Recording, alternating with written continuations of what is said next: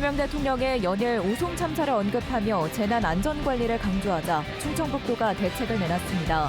인명피해가 없도록 이번 장마철은 철저히 대비하겠다고 밝혔습니다. 이재명 대통령 당선에도 불구하고 충북의 민심은 보수와 진보가 팽팽한 것으로 나타났습니다. 지난 대선 표심을 분석해봤습니다. 청주 오스코가 시범 운영에 들어가면서 방문객들이 벌써 북적이고 있습니다. 전국 시도가 앞다투어 컨벤션 센터를 짓고 있어 경쟁력 확보가 시급합니다.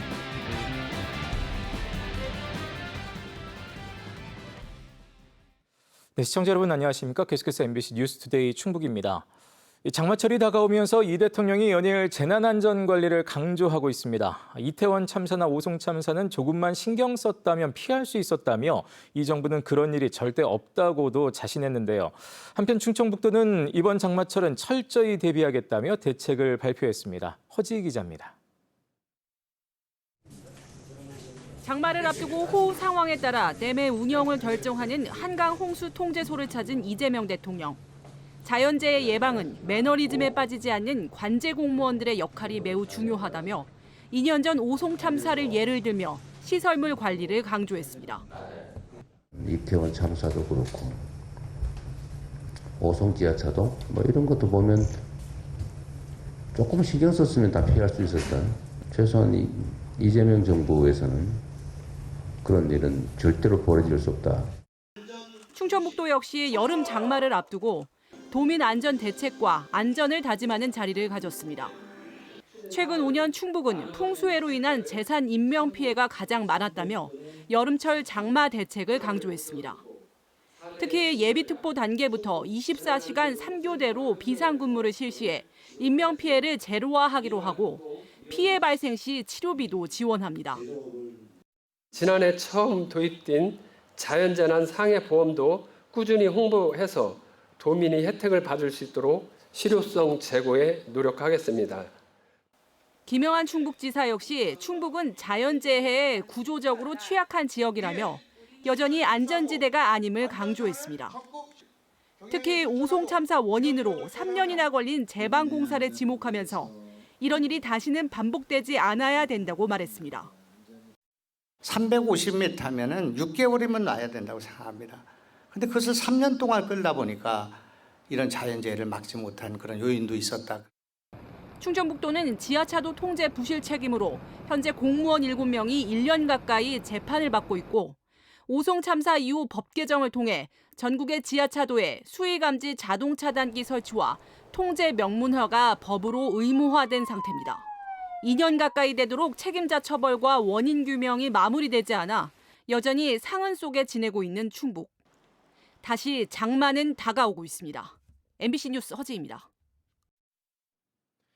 1년도 채 남지 않은 지방선거를 앞두고 이번 대선 결과를 바탕으로 각 시군의 표심을 분석해봤습니다. 대통령 당선에도 불구하고 충북의 민심은 특정 정당이 방심하거나 포기하기에는 어려워 보인다는 분석입니다. 이승준 기자입니다. 1987년 직선제 부활 이후 치러진 9차례 대통령 선거에서 당선자를 모두 맞춘 충북의 민심. 이번 대선 결과를 지방선거에 그대로 반영해봤습니다. 이재명 대통령은 충북에서 50만 1990표를 받아 대통령에 당선됐습니다. 국민의힘 김문수 후보는 45만 7065표. 이를 도지사 선거에 대입하면 민주당이 앞서지만 국민의힘과의 차이는 불과 4만 4,900여 표입니다. 보수 성향인 개혁신당의 표심이 국민의힘으로 이동할 경우 오히려 4만 2천여 표를 앞서게 됩니다. 기초단체장은 민주당이 청주시와 충주시, 음성군, 진천군, 증평군 등 5곳에서, 국민의힘은 제천시와 단양군, 영동군, 보은군, 옥천군, 괴산군 등 6곳에서 우위를 보입니다. 2017년 문재인 선거 이후 첫 승리를 하게 되었는데요. 이 기세를 몰아서 내년 지방선거도 꼭 승리할 수 있도록 최선의 노력을 다하도록 하겠습니다. 민주당이 앞선 5곳에서도 개혁신당이 국힘으로 쏠릴 경우 음성군수와 진천군수를 제외하고 청주시장과 충주시장, 증평군수의 당락이 바뀔 수도 있습니다. 청년들이나 변화에 대한 목소리에 대해서 조금 더 집중해야 될 것 같고요. 그리고 보수 결집을 할 수 있도록 저희가 조금 더 지역에 대한 이벤트나 아니면 지역에 대한 행정 3년 전 치러진 지방선거에서 충북은 김용환 도지사를 비롯해 12명의 단체장 가운데 8명이 국민의힘이었습니다. 직전 지방선거 투표율은 50.6%, 6.3 대선의 77.3%보다 26.7%포인트 낮아 실제 투표자는 37만여 명이 적었습니다. 낮은 투표율뿐 아니라 후보의 경쟁력과 대통령의 국정운영 성과 등 1년 정도 남은 지방선거는 많은 변수가 있습니다. 그러나 민심의 바로미터인 충북의 표심이 특정 정당으로 쏠리지 않으면서 남은 1년 지역 정치권의 고민과 노력에 따라 지방선거 결과가 달라질 전망입니다. MBC 뉴스 이승준입니다. 어제 새 정부의 국정기획위원회가 출범한 것과 관련해 충청북도도 특별 전담 조직을 가동했습니다. 이동욱 행정부지사를 단장으로 전체 실국이 참여하는 실무대응반이 새 정부의 정책과 조직 개편 동향을 분석하고 이 대통령의 충북 공약과 현안이 국정과제에 반영되도록 활동하게 됩니다.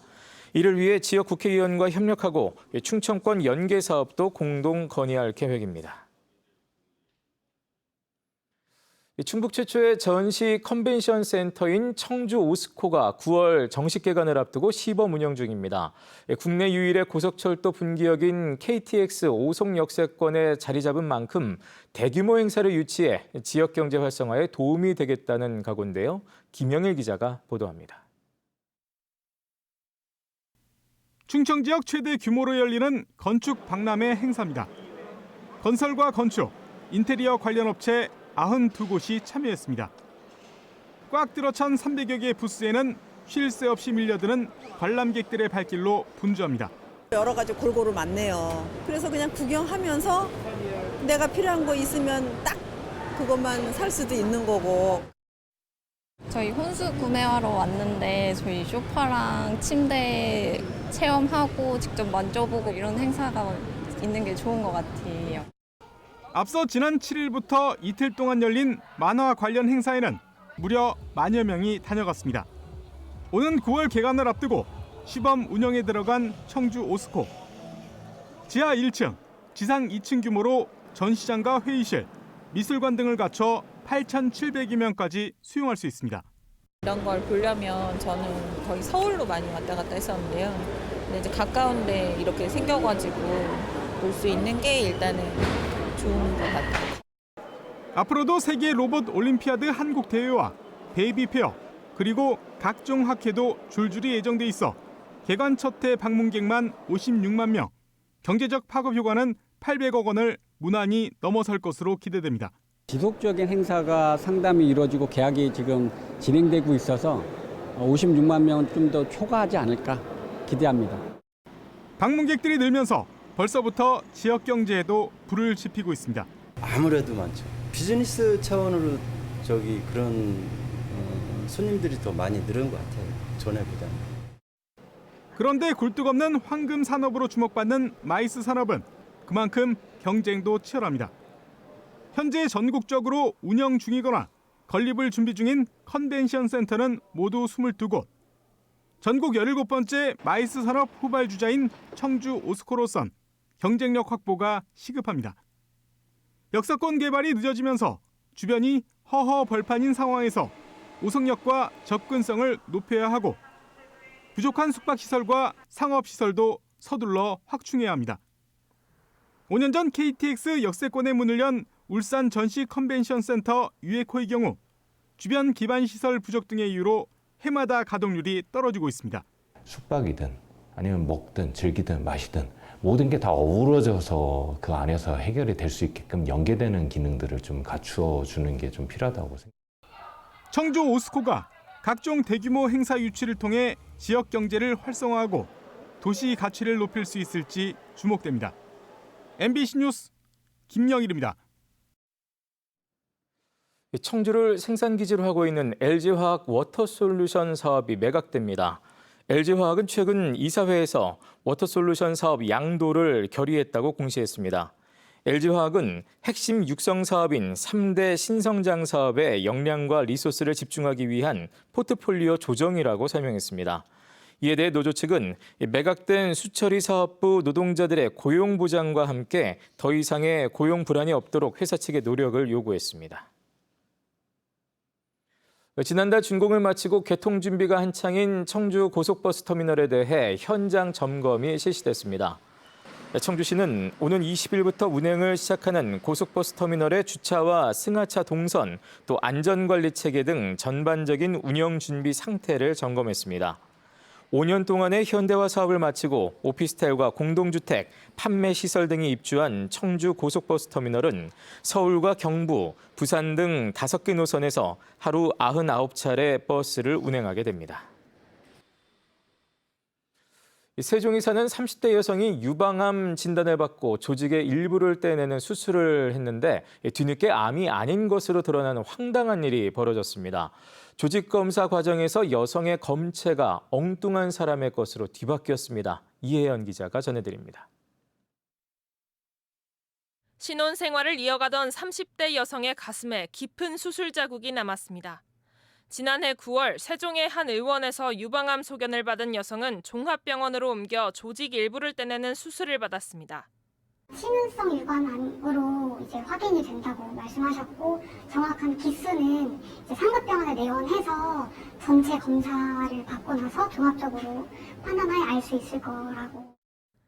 하지만 퇴원 후 병원을 다시 찾은 여성은 자신이 암 환자가 아니라는 사실을 듣게 됩니다. 알고 보니 처음 유방암으로 판단한 조직 검사 결과가 다른 사람의 것으로 드러난 겁니다. 1차 의원이 의뢰한 외부 검사기관에서 여성의 검체가 엉뚱한 사람의 것으로 바뀌는 오류가 발생했고 의원은 뒤바뀐 결과를 근거로 유방암 의심 진단을 내렸습니다. 검체 오류를 일으킨 검사기관은 라벨을 잘못 붙였다고 실수를 인정했습니다. 하지만 검체 결과를 전달만 했을 뿐 수술에 대한 최종 결정은 환자가 했기 때문에 책임을 전적으로 지긴 어렵다는 입장입니다. 종합병원의 수술 전 검사에서는 암이 아닐 수 있다는 의견도 나왔지만 피해 여성은 불안한 마음에 결국 조직을 떼어낼 수밖에 없었다고 말합니다. 어쨌든 떼어냈으니 유익할 수 있고 뭐 암이 아닐 수도 있는데 그것도 알고 수술한 거 아니냐 이런 주장을 하니까 그 부분이 정말 너무 화가 많이 나는. 비슷한 의료사고는 과거에도 있었습니다. 수원과 서울 등에서 오진으로 실제 암 절제 수술까지 진행된 사례가 반복됐지만 현행 의료법엔 검사기관의 과실에 대한 행정처분 규정이 없어 사고 예방보다는 사후 보상에 의존하는 실정입니다. 애초에 보건복지보다 다른 데에서 엄청 강력하게 제재할 수 있는 어떤 법 같은 게 있으면 의료기관도 이런 사고에 대해서 적극적으로 대처하고. 검체 오류를 인정한 검사기관 측은 재발 방지를 위해 시스템 품질 등을 개선하겠다고 밝혔습니다. MBC 뉴스 이혜연입니다. 올해 사실상 종식된 것으로 여겨졌던 고병원성 조류 인플루엔자가 충남에서 재발했습니다. 여름철에 고병원성 AI가 발생한 것은 이례적인 일인데요. 그렇지 않아도 고공행진 중인 달걀값이 더 오르는 것은 아닌지 당국은 예의주시하고 있습니다. 이승섭 기자입니다. 방역 인력이 농장에서 나오는 차량을 멈춰 세웁니다. 차량은 물론 운전자까지 꼼꼼하게 소독한 뒤에야 농장 밖으로 내보냅니다. 지난 주말 서산의 한 유경오리 농장에서 고병원성 AI가 발생했습니다. 방역당국은 해당 농장의 오리 2만 8천 마리를 살처분하고 충남의 오리 농장 26곳을 모두 검사하는 등 확산 방지에 주력하고 있습니다. 방역대 10km에 대해서는 즉시 저희가 이동 제한을 실시했고 소독차를 2대를 동원해서 지금 방역대 농가에 집중 소독을 실시하고 있습니다.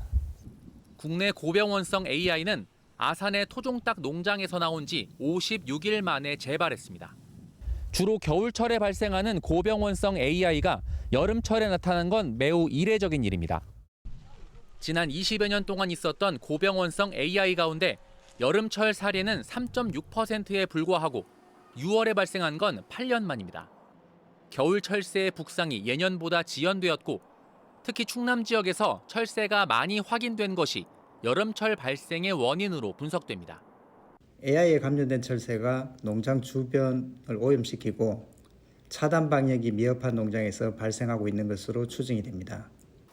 농림축산식품부는 조류 인플루엔자 위기 경보를 관심 단계로 낮춘 지 이틀 만에 주의 단계로 다시 높이고 방역을 강화했습니다. 방역 당국은 대규모 확산 가능성은 낮다면서도 최근 고공행진을 거듭하는 달걀값에 영향을 미치지 않을까 예의주시하고 있습니다. 한편 공정거래위원회는 달걀값 상승을 주도했다고 의심받는 대한산란계협회 본부와 충남지회 등 3곳의 조사관을 보내 현장 조사에 착수했습니다. MBC 뉴스 이승섭입니다. 이상기후와 고령화로 인한 농업 위기를 극복하기 위해 충청북도가 오는 2029년까지 3,869억 원을 들여 스마트 농업 육성 5개년 종합계획을 추진합니다. 이는 온실의 40%, 노지의 20%를 스마트팜으로 전환하고 청년농 250명을 육성하기 위한 것으로 충청북도는 스마트 과수원 특화단지와 댐 주변 지역 저탄소 농업을 위한 이른바 레이크팜 농업단지를 조성할 방침입니다. 또 충북 데이터 통합관제센터를 운영해 도내 스마트팜의 생육 데이터를 수집하고 분석합니다.